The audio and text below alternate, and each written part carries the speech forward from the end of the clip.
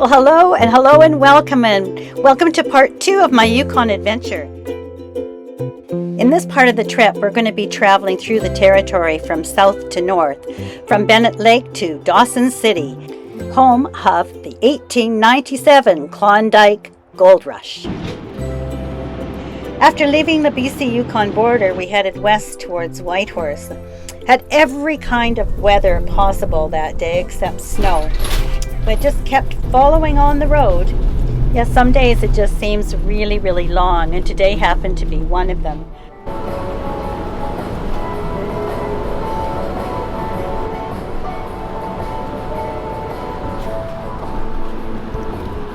Well, 460 kilometers later, we finally arrived. Seemed longer. Well, we pulled into a great little campsite outside of Whitehorse. It's called Marsh Lake Territorial Park. And we got first come, first served campsite. And we've got a nice view of the lake. It's been a pretty long day. We're looking forward to having an early to bed evening and starting off somewhere tomorrow. But tonight, I don't have to make any decisions. So I'm going to say good night. And I'm looking forward to traveling on with you tomorrow, day 8. Well, good morning, and look at this. The sun is out. There's hardly any clouds in the sky. And it was a chilly start to the morning, 6:30 I woke up. Because I'm kind of used to doing that lately. And I just wanted to climb back under the covers. So I got up and put the heat on, put Milo out because he wanted to go out on his rope, and he wasn't out very long and he was back in. So anyway, it's a gorgeous day, and I'm going to stay in the Whitehorse area for the next 3 days, I think, or 2 more nights, so 3 nights in total. And I think today my plan is to go to Carcross, where sort of the story of the Klondike in the Yukon sort of began up in the Bennett Lake area. So I think I'm going to start that story, and I'm going to go and see where the boats came in after the hikers had come up the Chilcote Trail. And then when we're heading north, we're going to be following the Yukon River. So we're going to follow that story over the next, several days probably. And just enjoy being here. Milo's doing fine, and he's actually looking forward to getting in the van by the looks of it.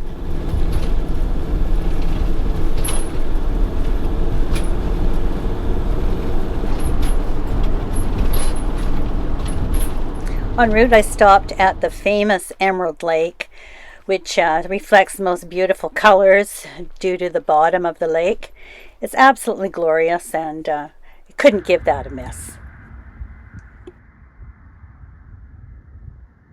Well, not many kilometers after that, I entered Carcross and went down to Bennett Lake, where the people used to come up from Skagway, build boats or rafts, and eventually used paddle wheelers to get to the little town of Carcross before heading up the Yukon River. Yes, and I enjoyed looking at the old buildings as well as the ice cream, and learning a little bit more about the gold rush and the development of the paddle wheelers that were just a lifeblood in this area for so very many years. After that, I went into the village of Carcross and saw the touristy thing. I met a new friend, Kara, who has offered to be very, very helpful to me should I have any difficulties while I'm up here visiting. Milo, of course, totally enjoyed the ice cream. On the return from Carcross, I stopped at the Carcross Desert, which isn't actually a desert, but the remains of a glacier lake that left many, many years ago, but has created a beautiful sandy area, which is frequently used by people for dune bugging and hiking and just exploring. It's a stark contrast to a lot of the geography that's in the area. The next morning, I headed to Whitehorse. We've just arrived on the banks of the Yukon River, in the city of Whitehorse, the capital of the Yukon Territory. And I'm going to share with you that 76 and a half years ago, I was born here. So this is my birthplace, of which I know very little, as I left as an infant. I returned about just over 50 years ago for a very quick trip through the territories. I'm spending a few days here. So please continue to share this journey with me and Milo. And here we are on the Yukon River.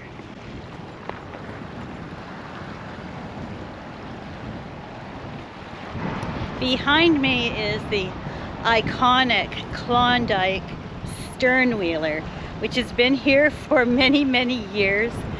We can't go aboard today because it's cordoned off. They're doing some reconstructive work around the ship, but it's still here and we can still enjoy looking at it. Such an iconic symbol of what really opened up this area in, I think it was 1898. I'm going to be corrected probably. I'll have to look that up. When up further north, where we hope to go, in Dawson City on the Bonanza Creek, gold was discovered. And that just set off a torrent, an invasion of people from around the world to come up here to suddenly become rich and famous. Wouldn't we all love it? But nonetheless, it's not that easy, as we'll find out. The city of Whitehorse has done a wonderful job of developing the city and kept a lot of the charm of the past, as well as introduced some new and present day buildings. They've made a beautiful multi-purpose path which goes for kilometers along the river. Built a lovely information booth, which does not allow dogs in, I might tell you. I visited the McBride Museum, which has a history of the wildlife in the area. Yeah, very interesting. We have Sam McGee's cabin. For those of you who don't know about Sam McGee, he was the victim of a cremation. There was also beautiful artwork done by First Nations people. Some really gorgeous examples of the work that they've done, both past and present.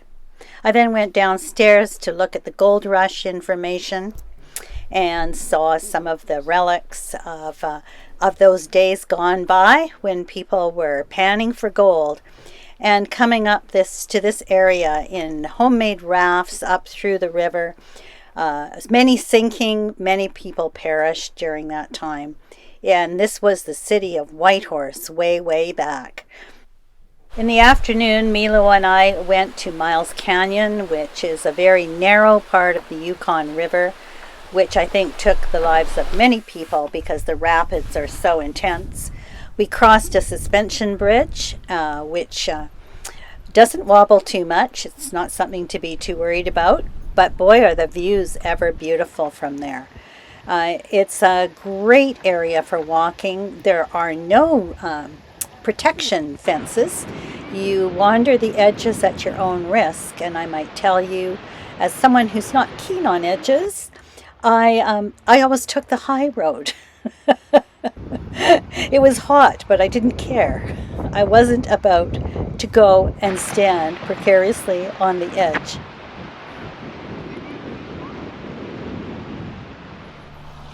After a good night's rest, we headed north to Dawson City. Good morning, and what a beautiful morning this is. Milo and I have been on the road now for about maybe an hour at the most, and just driving through some very beautiful treed, open areas, and came across this little rest stop, and it's just irresistible. I mean, look at this.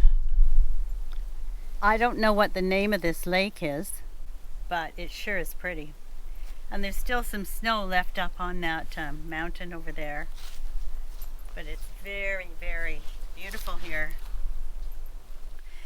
Today we've left the city of Whitehorse, and now I'm headed towards Dawson City, where the gold rush, the the destination of all of the prospectors in 1897 and 98 who were after the gold that was found on Bonanza Creek.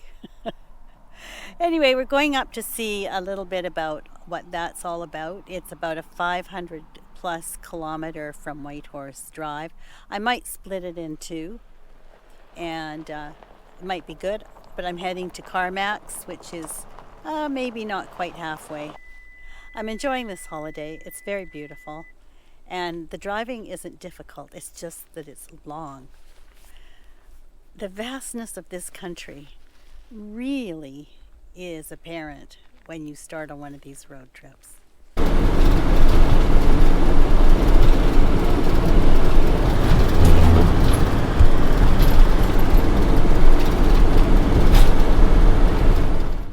I stopped at a viewpoint for Five Finger Rapids, a place I'd heard about but never seen. There's 4 islands in the middle of the Yukon River here, which was a huge hazard for all of those people trying to get up to Dawson, either in rafts or sternwheelers or however, whatever craft they could. It was a very, very dangerous piece of the river.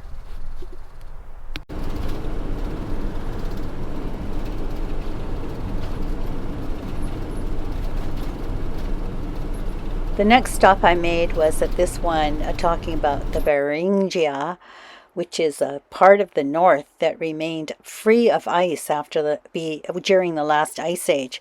And the information about that became more apparent as I carried on north and learned a little bit more about this. But evidently this area stayed free of ice, and life continued up here. This is when those woolly mammoths were still alive up here. And they remained out of the glacier time. Well, it was another one of those really long driving days. I couldn't have anticipated that I would be driving for this long. But anyway, we passed some interesting places. We stopped for lunch at a beautiful little river area. But I do confess that I must say the road was deteriorating as I went, and I was exhausted by the time I arrived at my campsite. Well, Milo and I made it to Dawson City in the northern Yukon area. We drove today 537 kilometers, and that may not seem a lot to some of you, but that's a lot to me. It's an awful lot for Milo. And the thing was that it took us from 9 o'clock until after 5 to get here. The road conditions were, in some areas, really not very good for a paved road. There's 2 major construction sites on this highway, and they were extensive. And there was about 250 kilometers of the road that had so many potholes in the pavement. Anyway, needless to say, Milo is asleep on his bed, and I am making a hot dog and some bag salad for dinner. Super simple for tonight. I'm pretty tired. It's been a good day. The weather was good, but it's been a long day. Well, good morning and welcome. I'm in Dawson City at last. This is the Yukon River, which we saw way back in Whitehorse, which came out of Lake Bennett, which was way down near Carcross, that's right. And so, yes, this river is going to keep carrying on past where we're going, and we'll gradually be turning into Alaska. But we're not following it that far. So let's get away from the river and let's go up and see this old city.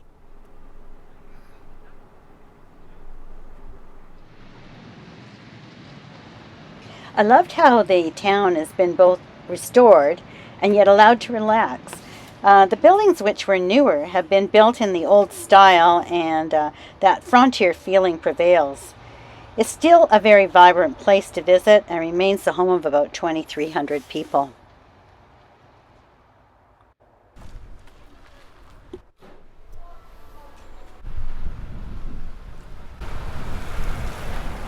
I very much enjoyed finding some of these really old buildings that were kind of falling down and allowed to be there. We finished off our day by going up to the Robert Service Jack London Museum, where Milo was welcome. Had a wonderful visit with the woman who's informing people about the history of these two people, and had a really, really good day. In the morning when we first got there, I was just really surprised by the number of people that were in town, and most of them were local people. In the bandstand, there was a band playing. I believe their name was the Klondikers, and they were entertaining all of us as we were all waiting in suspense for the big event of the day, which was the Dawson Parade. We had arrived on Discovery Days, which is a territorial holiday, and it's a real major event.